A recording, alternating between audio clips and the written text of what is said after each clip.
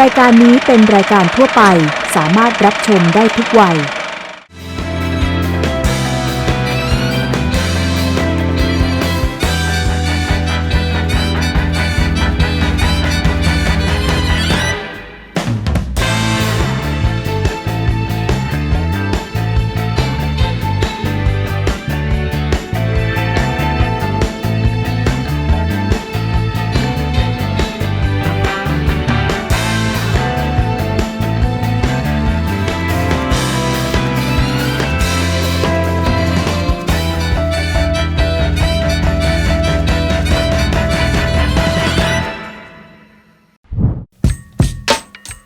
สนับสนุนการเดินทางโดยททท.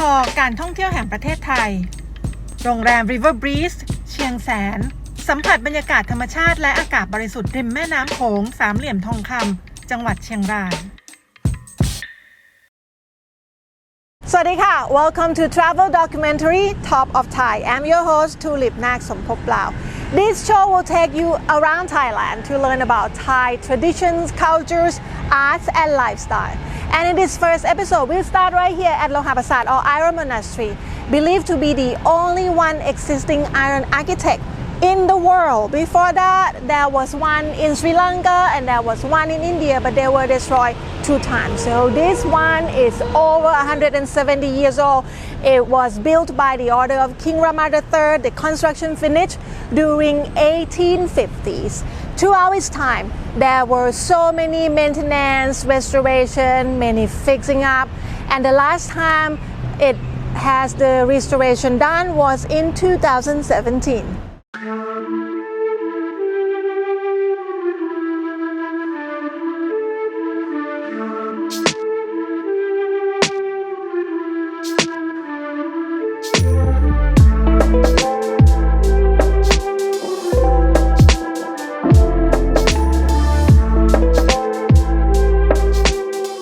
Loha Prasat is the first and only iron monastery in Thailand. With its impressive architecture and historical significance, the Fine Arts Department registered the site as an important national archaeological site in 1949.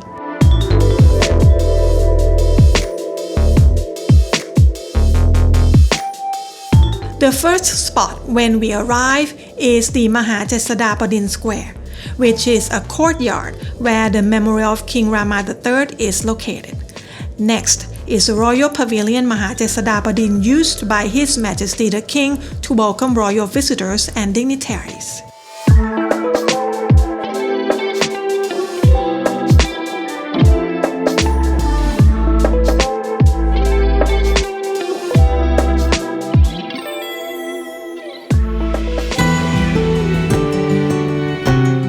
Loha Prasat is located in Rachanada Temple, which was built in the era of King Rama III as an honor to the prince's granddaughter.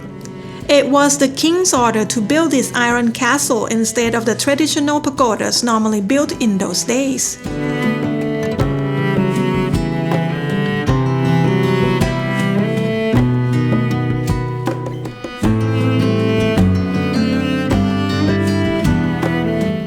Loha Prasat was modeled after the Iron Castle in Sri Lanka, yet maintained the characteristics of Thai architecture, with Buddhist arts perfectly blended in. Loha Prasat is a 36-meter-high, multi-tiered construction consisting of 3 levels that support 37 spires. The top floor is where the Buddha relics are kept to be worshipped by the public.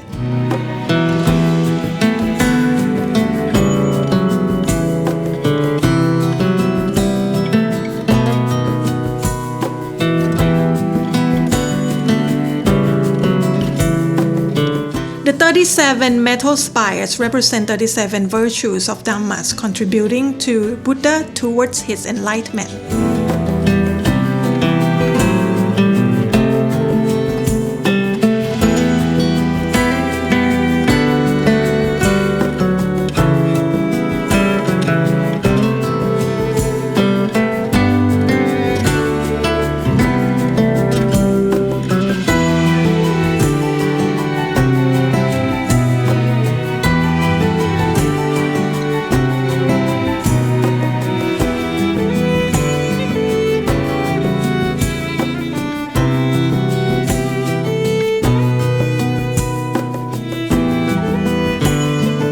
When you come inside, the bottom floor is like a little exhibition. They tell you the story about this structure, where it all came from, what each piece means, and where all these statues in here came from. There are 5 towers, the outer one being the widest, of course, and on top there are 37 spires. 37 spires symbolize 37 virtues required to reach enlightenment in Buddhism. And if you want to go on top, there are the metal spiral staircase in the middle. You can climb upstairs and you will meet with the Buddha relic enshrined on there.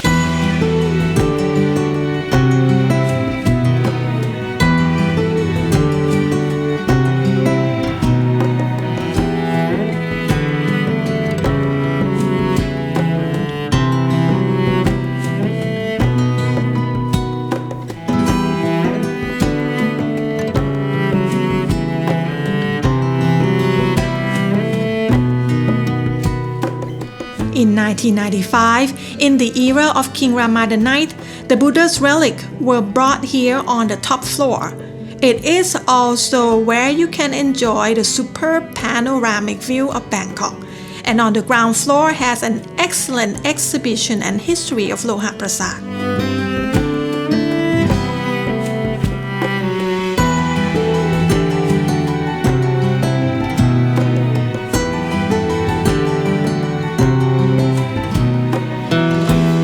In 1996, the roofs and their decoration of Loha Prasat were thatched with metal and black copper, giving it a unique appearance. Nowadays, they are in this glamorous gold color. The change is in response to the King Rama III's initiative and also to celebrate the occasion of Her Majesty Queen Sirikit, the Queen Mother's 84th birthday.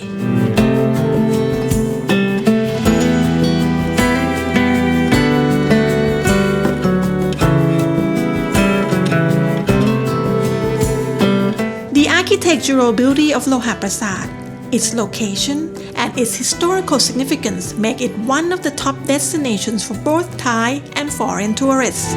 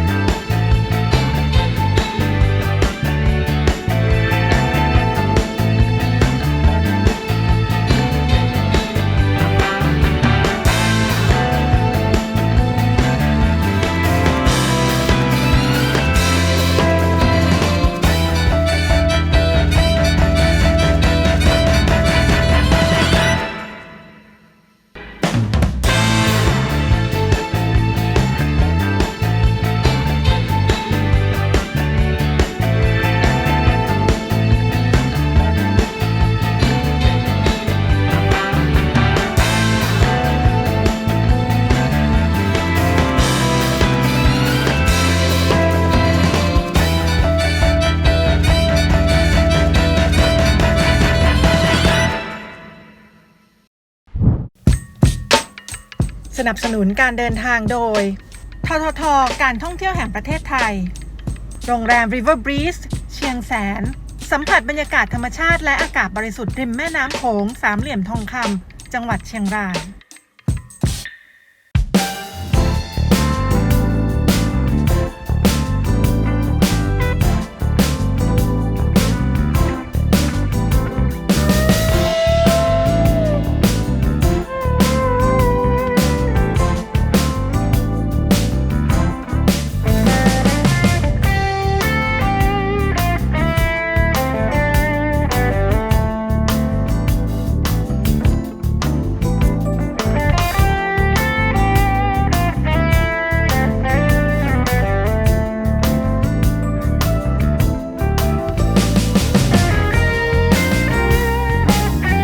The building that currently is Praya Palazzo Hotel was originally built as a family home in 1923, and after that it was repurposed as a school twice, and then it was deserted for about 20 years. Now it is revived as a hotel that you can only come here by getting on a ferry across Chao Phraya River only. Like you can see, the architecture is in Palladio style because it's something very popular back in the day during the reign of King Rama V and King Rama VI.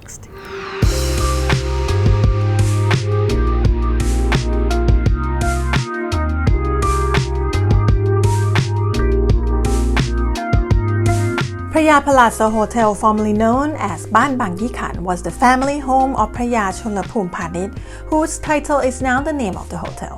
It is located on the banks of Chao Phraya River opposite Phra Athit Pier. It is a mixed Western Chinese style building with motifs influenced by both neoclassical and Roman European architectures that can be seen on the semicircular arches in the balcony area and guest rooms, stencils on door frames, as well as Chinese architectural vents. Around the area is designed to have a homely atmosphere, with ancient Thai trees and herb garden. There are also plants with fragrant flowers and various perennials.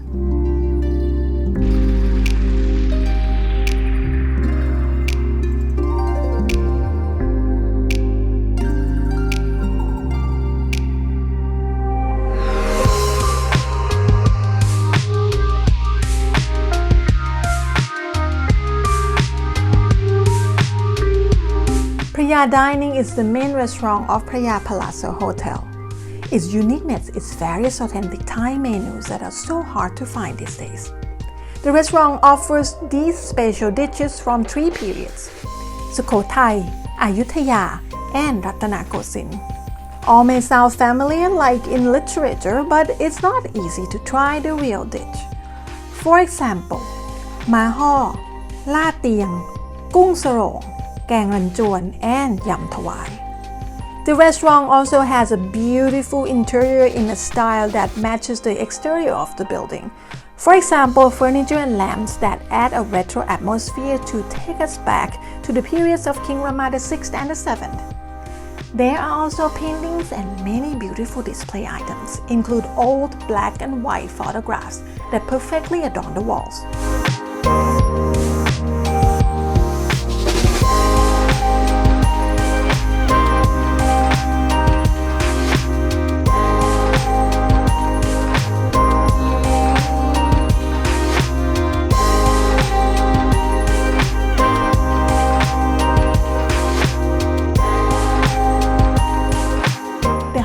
Of this building is Rompong Room. It is the main hall of the building on the second floor overlooking the river. It is perfect room to organize events like those of auspicious ceremonies and medium-sized private receptions.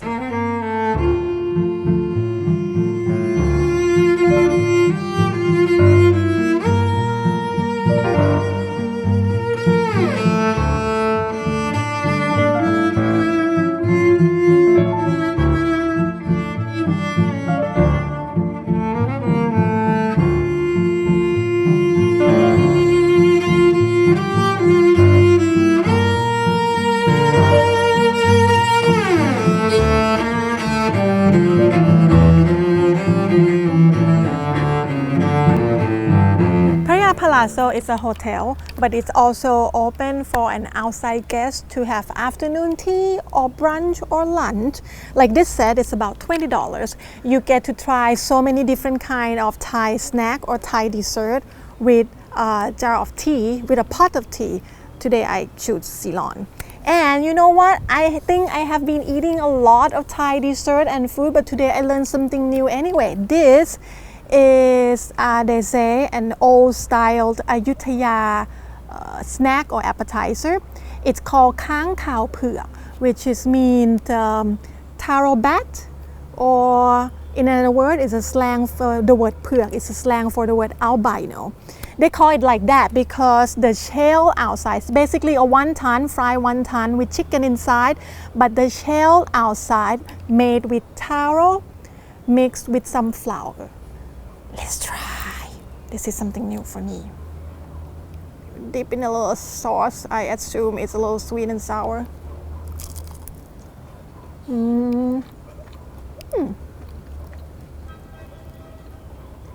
interesting. One more bite.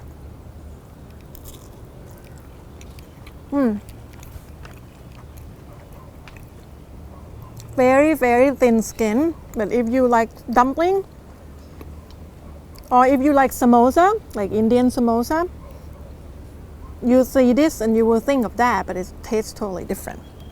Okay, let's try other things. Another two that I just learned today is this called hantra. And this flower thing called pakakrong. Hantra is basically like omelette, very thin piece of omelette outside, and inside is, I think it's a soybean paste. They make into like a bite size. I assume it will be sweet because it's dessert. A little salty because of the eggs, but essentially it's like a lot of Thai dessert that have the yellow bean in the middle, yellow bean paste. This is yummy.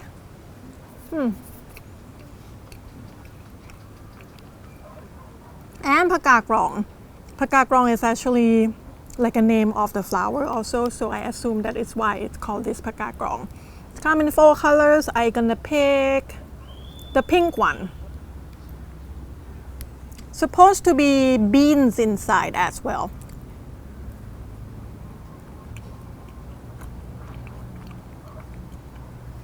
So it's the same kind of filling, but different on the outside. It's a very good atmosphere here. You sit by the river, you sit by the swimming pool, a very nice setting in the background as the about 100 years old building. So if you have time for a couple hours, just come by, cross the river, and just hang out here for a little bit.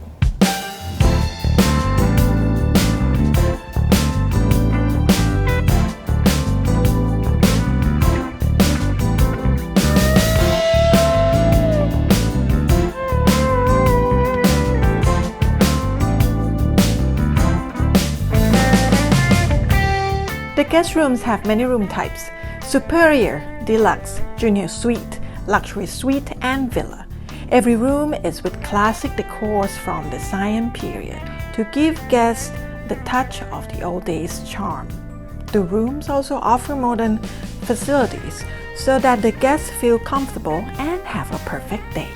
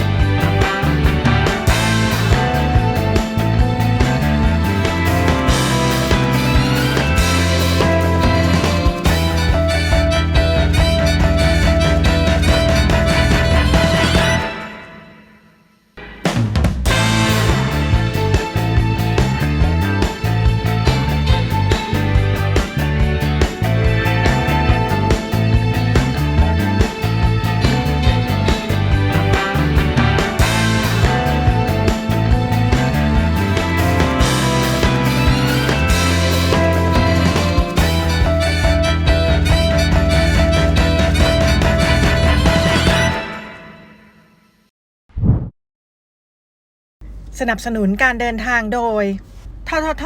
การท่องเที่ยวแห่งประเทศไทยโรงแรม River Breeze เชียงแสนสัมผัสบรรยากาศธรรมชาติและอากาศบริสุทธิ์ริมแม่น้ำโขงสามเหลี่ยมทองคำจังหวัดเชียงราย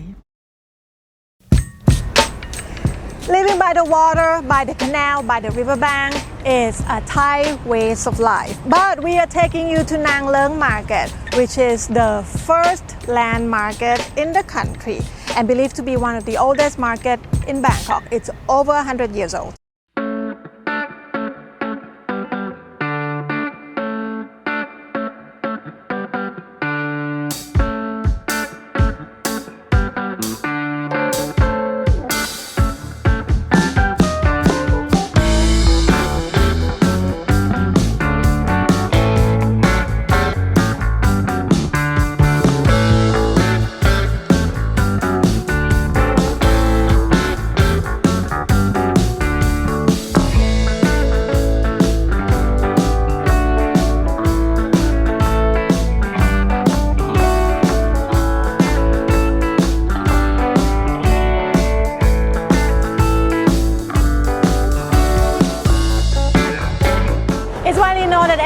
fish market is actually delicious, whether it's savory or it's sweet. And today I have never buy things here before. At this one, I gonna try the steam bun and the dumpling here. ขอซาลาเปาหมูสับไข่เค็มลูกหนึ่งค่ะ แล้วก็เผือกนี่คือลูกใหญ่อย่างนี้เลยเหรอ ครับลูกซาลาเปาผมลูกใหญ่ เอาเผือกลูกนึงแล้วก็ขนมจีบนี่เป็นเซตหรือต้องสั่งเป็นลูกอะคะ เป็นลูกครับลูกละ7 บาท อ๋อลูกใหญ่เหมือนกันเอาขนมจีบ5 ลูกค่ะ จัดไปค่ะ หมูสับหนึ่ง หมูสับไข่เค็มค่ะ อิ่มถึงวันพรุ่งนี้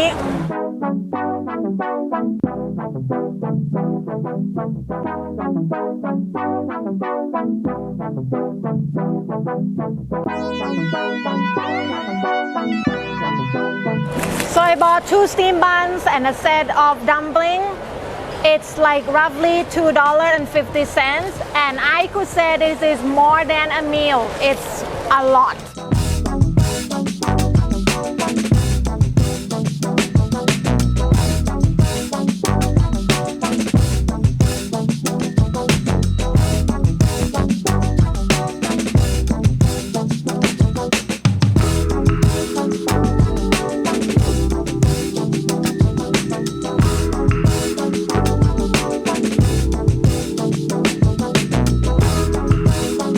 Like I said before, there's so many delicious food joints, savory or sweet in Nang Leung Market. But if you are a beef lover, this is a place that you want to eat. Just come here and have lunch, but make sure don't come too late because it will be all out or it will be totally filled up and you will have no tables.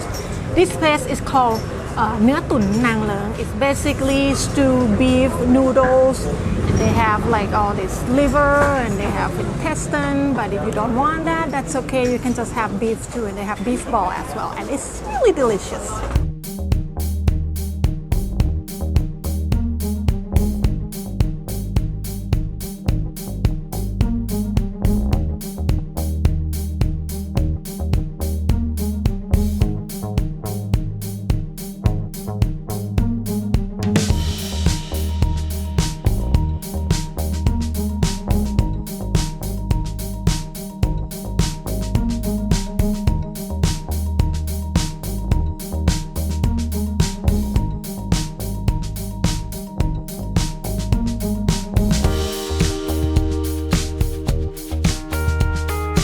Look very good, but I ate here before, so I know it's good here. There's all kind of things in here.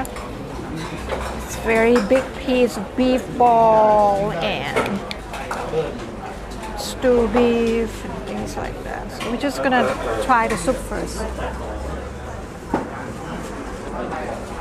Of course, no need to add anything.